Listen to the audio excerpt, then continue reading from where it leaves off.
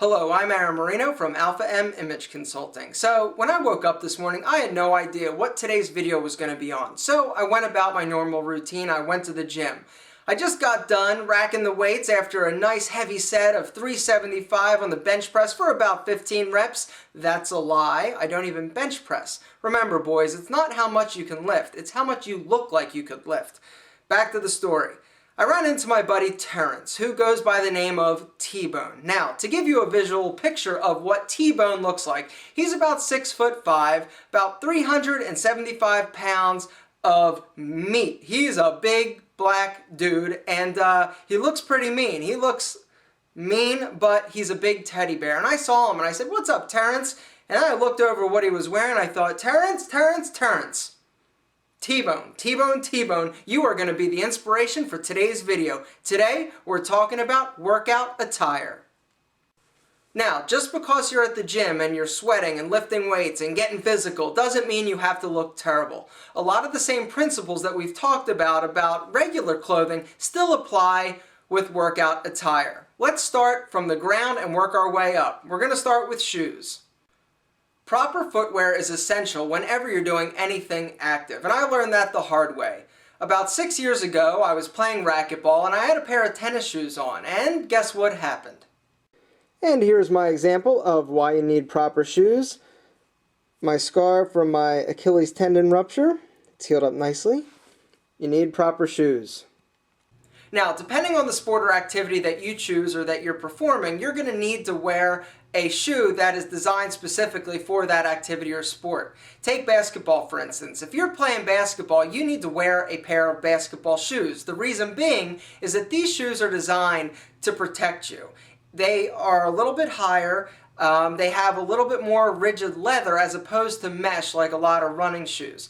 Reason being is that when you're jumping, pivoting, turning, you want to prevent rolling of ankles or hurting yourself. So you need to choose a pair of basketball shoes. They also help with traction. The bottom of basketball shoes, they're flat. They're better for traction, for running and stopping and pivoting on the court. Same thing goes for racket sports like tennis or racquetball or squash. Those shoes are designed for the stopping and starting, lateral motion, and they're going to be a lot more stable and help you prevent injury like I got. Running shoes, okay, if you're doing a lot of running. These are designed for the heel-toe motion, pounding over long distances. These are not the shoes to wear if you're performing any type of sport where you're stopping and starting, going side to side, because there's no stability in the midsole and you run the risk of actually rolling your ankle very easily. But for running, these are great because they are going to give you fantastic arch support and prevent foot injuries like plantar fasciitis. Now the key is for you to find a pair of sneakers or a brand that you actually like. I see a lot of people wearing Nikes. I can't wear Nikes. I think they're built really poorly. They don't have much cushion. And quite frankly, they're pretty uncomfortable. I need a good deal of arch support, so I found that Adidas worked pretty well for me. With my running shoes, because I do a lot of running, I need to actually buy them a half size larger than I normally wear dress shoes. Actually, dress shoes, they're a size larger. Reason being is that when you're running or doing a lot of cardio, you need room. Your feet swell. I've actually wore shoes that were a size or a half size smaller than I'm currently buying, and I've actually lost a toenail from the excessive rubbing. So you want to make sure that the shoes you buy fit you well and are appropriate for the activity that you're doing. Recently, I've seen a lot of guys that are wearing like fashion sneakers while they're working out. Now, you can wear these if you're doing, upper body exercises like chest or bicep, anything upper body, or even some leg exercises. But if you're doing anything that requires running, these shoes are going to jack up your feet because they are not made with much cushion, as you can see, and the soles are pretty hard. There isn't much arch support as well, and so the fashion sneakers, I'd leave them to being fashionable, not working out in them. As far as color goes and different shoes, you know what? Have fun with it. I personally don't buy white shoes. I like black and gray a whole lot better. Me personally, it makes my feet look a little bit more streamlined, and the white for some reason just really pops. And when you have a really white pair of shoes on, and I know that some people like them when they're wearing with jeans, but for workout, I like the darker colors. But there is no right or wrong. But I still like a nice slim shoe, not a whole lot of bulk, because it is going to give a more aesthetic line to your outfit and you. Which brings me to one of my new pet peeves. Now, I'm not sure if you guys have seen these or have noticed the trend, but there are a lot of, I thought it was just dorky white guys, but then I saw T-Bone and he was wearing them too. Have you seen these new 5-finger, 5-toe looking shoes made by Vibram for $85? They look like this. Now, a few months back, I saw some guy at my gym wearing these, and I thought this has got to be an isolated instance because these things are so crazy ugly. But what happened was I started seeing more and more guys wearing these shoes. And at first I thought that it was just a white guy thing where, you know, guys, kind of granola tree hugger, the kind of guy that wears Tevas in the summer was wearing these things. Then all of a sudden I saw T-Bone today. T-Bone's ass, 375-pound, huge 6'5" black guy, had a pair of these damn shoes on. And I was like, seriously, T-Bone. I actually talked to him about it. I said, T-Bone. I said, new shoes. He goes, yeah, man. And I said, oh, really? What are they for? I don't understand. And I knew they were ugly, but I said, what are they for? He said, actually, they say that these are really good for when you're running. It mimics basically the way that you run barefoot, and that's really the way that you should be running. And I thought to myself, T-Bone, please, you are not running anywhere except to the refrigerator, and I don't believe for a second that these things are any good for your feet. I have a sneaking suspicion that you're going to see a very sharp increase of the amount of guys that think they're cool that wear these ugly ass shoes that are going to have plantar fasciitis. They're going to have all sorts of foot problems because they actually believe the hype. These things are terrible. They are ugly. They didn't do anything for you. When I see somebody wearing them, I'm like, what a douche. If you're wearing them and you love them and they really are good for you, post a comment why I'm wrong. I'm just saying that I don't like them. I think they're hideous. Choose a different pair of shoes, man. And T-Bone, your street cred just dropped drastically. Because it's cold outside, we're going to talk about exercise pants and not shorts. So, basically for pants, you've got two options. You've got wind pants that are swishy material that make a noise when you walk, like these. You've got spandex pants. Actually, I don't have spandex pants, and I don't recommend you have spandex pants either. And then we have sweatpants. Good old-fashioned sweatpants.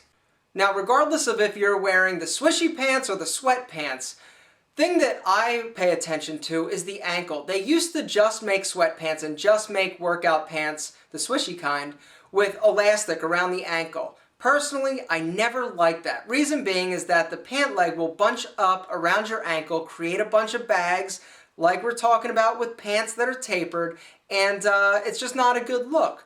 But now they're making both pairs of pants with open ankles, so the leg will actually open up and lay a lot flatter and nicer around your shoe. Let me show you.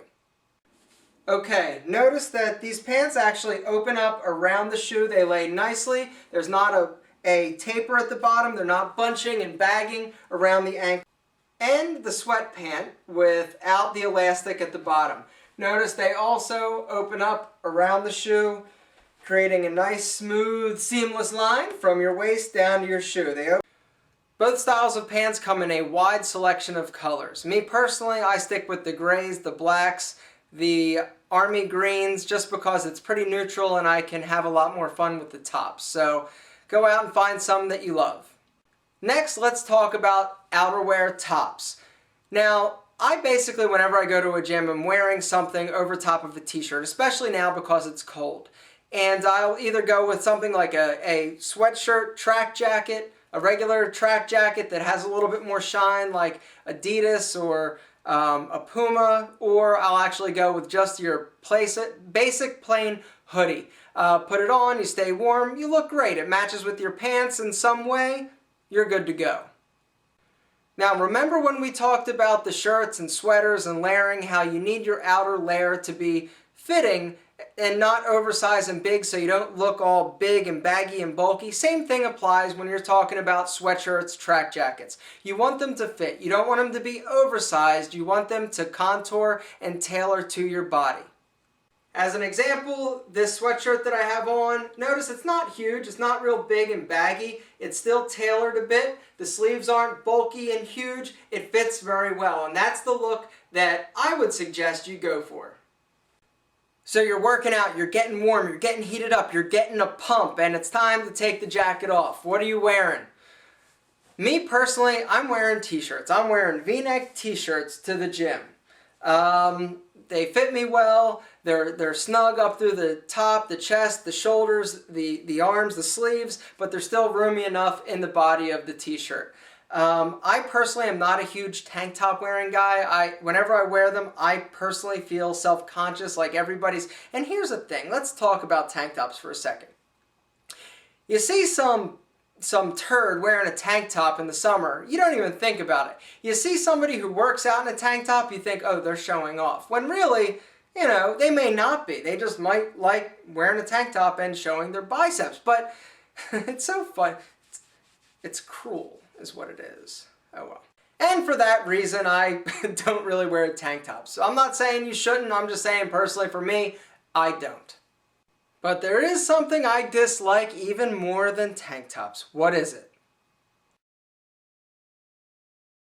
Under Armour. Unless you're an athlete. Have you seen the mannequins in the stores of the Under Armour mannequins like this?